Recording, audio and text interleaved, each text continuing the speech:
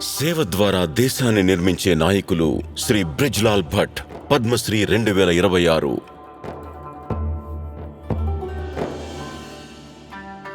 ప్రపంచం దానిని భూతల స్వర్గం అంటుంది.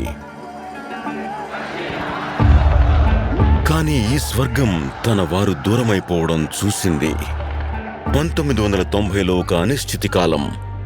తమ సొంత ఇళ్లనే వదిలి వెళ్లిపోతున్నారు. అప్పుడు బ్రిజ్లాల్ భట్ దానికి వ్యతిరేకంగా వెళ్లే ధైర్యం చూపించారు. నా మనసులో ఒకే ఆలోచన, నేను కాశ్మీర్ను విడిచి వెళ్లాలనుకోలేదు. మా లక్ష్యం మాత్రం ఒకటే, స్వామి వివేకానంద మిషన్ కోసం పనిచేయడం, మానవ సేవ ద్వారా దేశ అభ్యున్నతి. దీనికి పునాది ఆయన బాల్యంలోనే పడింది. అనంతనాగ్లోని ఒక పెద్ద ఉమ్మడి కుటుంబంలో పెరిగిన భట్ సాహబ్ తన ఉదయాలను ఇంద్రనాగ్ చష్మా, గురుద్వారా, దేవి బల్ మందిర్ మరియు రిషి సాహెబ్లకు వెళ్లేవారు. ఈ గంగా జమ్నీ తెహ్జీబ్ ఆ తరువాత అతని జీవితంలోనే అతిపెద్ద లక్ష్యంగా మారింది.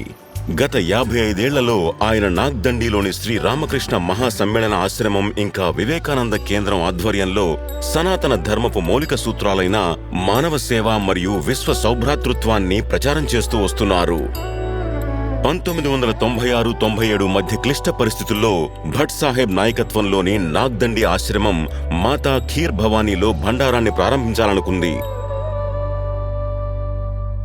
నాగదండి ఆశ్రమం మాతా ఖీర్ భవానీలో బండారాను ప్రారంభించాలనుకుంది.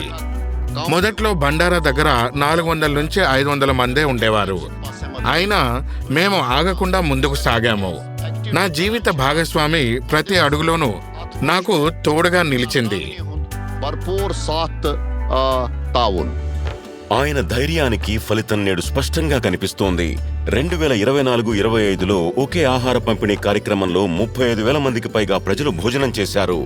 సమాజాన్ని ఏకం చేయడమే కాకుండా అమెరికాలో హార్టికల్చర్లో ఉన్నత విద్యను అభ్యసించిన భట్ సాహెబ్ కాశ్మీర్లోని బంజరు భూములను కూడా మెరుగుపరిచారు. శాస్త్రీయ ఆలోచన విధానంతో ఆయన పచ్చని యాపిల్, వాల్నట్ తోటలను సాగు చేశారు. కోల్డ్ చైన్, కొత్త ప్యాకేజింగ్ గురించి రైతులకు తెలియజేశారు.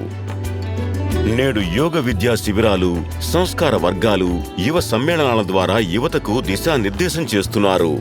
ఇప్పుడు ఆయన నాగ్దండి ఆశ్రమాన్ని కూడా విస్తరిస్తున్నారు. తద్వారా అక్కడ 400 మంది ఒకే చోట ఉండగలరు.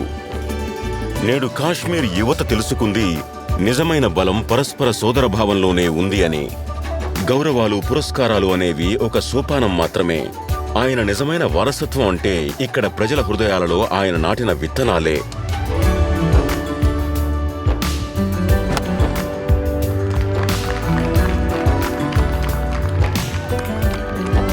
మన యొక్క యవ్వనపు ఉత్సాహం, మన తల్లిదండ్రుల ఉల్లాసం రెండూ కలిసినప్పుడు మాత్రమే మన కాశ్మీర్ మరోసారి ఒక అందమైన పూలగుత్తిలా వికసిస్తుంది.